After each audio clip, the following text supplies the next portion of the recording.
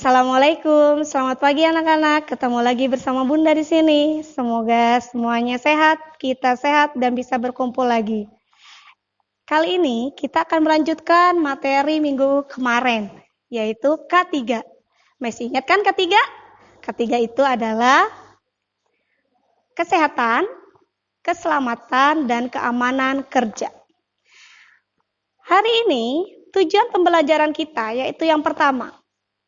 Kalian bisa tahu prosedur K3 seperti apa dan bagaimana cara mencegah bahaya atau kecelakaan dalam bekerja. Kita langsung ke materinya. Prosedur K3. Yang pertama, tempat kerja, peralatan, lingkungan kerja harus sudah teratur sedemikian rupa. Jadi tidak sembarangan, tidak berhamburan kemana-mana peralatannya. Jadi biar lebih aman dan teratur. Yang kedua, harus menjamin bahwa mesin peralatan atau alat-alat kerjanya sesuai standar dan terpelihara. Sudah valid, akurat. Yang ketiga, pengelola harus turut mengawasi pekerjaan tenaga kerjanya biar terarah, teratur, dan lebih aman. Prosedur berikutnya, pengelola harus menunjuk petugas keselamatan kerja yang bertanggung jawab dalam koordinasi pekerjaan semua tenaga kerja. Yang berikutnya, pekerjaan yang diberikan harus cocok dengan postur tubuhnya, kesehatannya, keahliannya, sehingga tidak menimbulkan kecelakaan.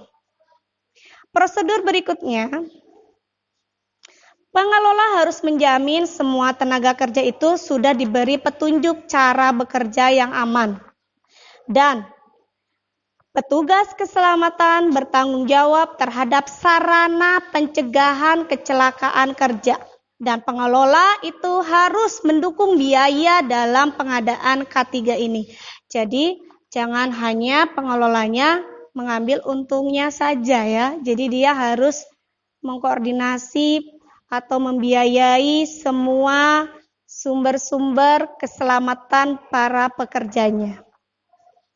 Oke, kita saat ini sedang mengalami pandemi wabah corona dengan namanya virus COVID-19.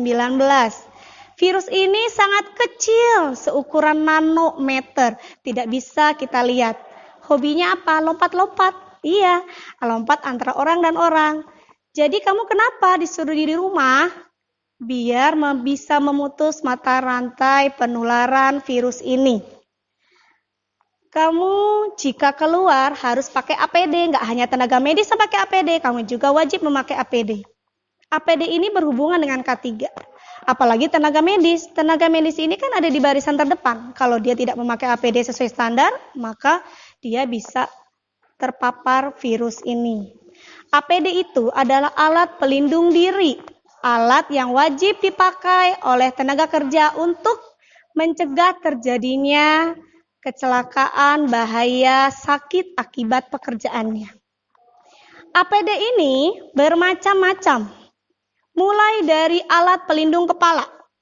Kepala kita ini sangat fatal ya, jika terkena sesuatu. Jadi APD di kepala itu apa saja? Dari atas yaitu adalah helm. Helm ini melindungi kepala dari berbagai benda-benda tajam atau keras yang bisa melukai kepala. Yang kedua, kacamata pengaman. Kamu lihat kan ada di televisi, sudah kita lihat ya kalau ada tenaga medis yang menangani corona ada yang pakai kacamata. Itu melindungi matanya dari paparan virus atau paparan partikel yang ada di udara. Atau dari hawa-hawa panas atau suhu yang ekstrim yang bisa mengiritasi mata. Yang ketiga, ada pelindung telinga. Kenapa? Pelindung telinga ini dipakai untuk dia mencegah adanya tingkat kebisingan yang bisa merusak gendang suaranya. Berikutnya, masker.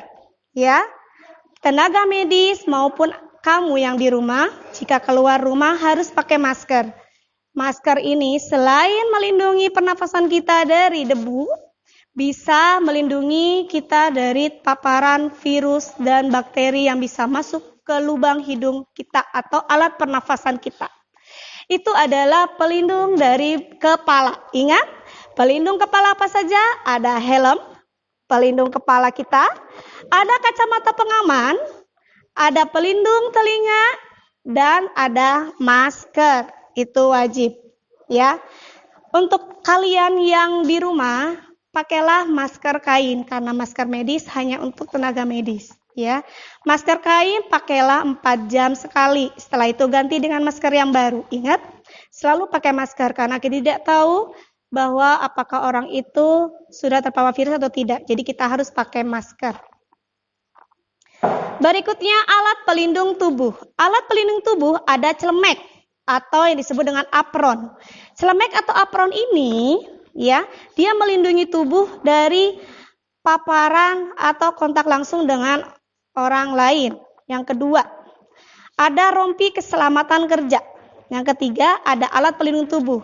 Kamu tahu tenaga medis yang suka kamu lihat di televisi memakai alat pelindung tubuh. Bajunya berlapis-lapis. Kalau dia lebih aman itu ada 3 lapis. Kalau dia bekerja di lab untuk memeriksa adanya virus dalam darah, dia memakai 3 lapis. Dan 3 lapis ini dia bahannya sudah sesuai standar dari kesehatan. Itu untuk melindungi tenaga medis tersebut dari paparan virus yang bisa membahayakannya. Alat pelindung anggota tubuh. Anggota tubuh. Yang pertama apa? Sarung tangan. Sarung tangan ini dipakai untuk melindungi tangan dari benda-benda tajam atau benda-benda yang suhunya cukup ekstrim, panas atau terlalu dingin. Ya, untuk melindungi tangan dari paparan bakteri dan virus yang mungkin melekat di kulit kita. Yang kedua, ada yang namanya sabuk pengaman, safety belt. Ini fungsinya untuk membatasi gerakannya, sehingga dia tidak mudah jatuh. Kamu lihat kalau ada orang yang suka bersihin AC di lantai 9 atau hotel-hotel yang berlantai 15-an, itu harus pakai sabuk pengaman. Kalau tidak, kalau dia licin, tergelincir, akan jatuh. Dan itulah yang disebut kecelakaan kerja. Karena sembrono. Tidak sesuai dengan aturan dari K3. Berikutnya adalah pakai sepatu boot. Nah, pakai sepatu boot itu tidak hanya seorang driver atau pemotor aja yang pakai sepatu boot.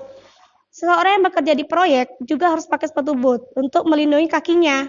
Apalagi koki. Kamu lihat koki itu juga pakai sepatu boot. Kenapa? Dia takut ada tumpahan cairan panas ke kakinya sehingga bisa melukai kakinya.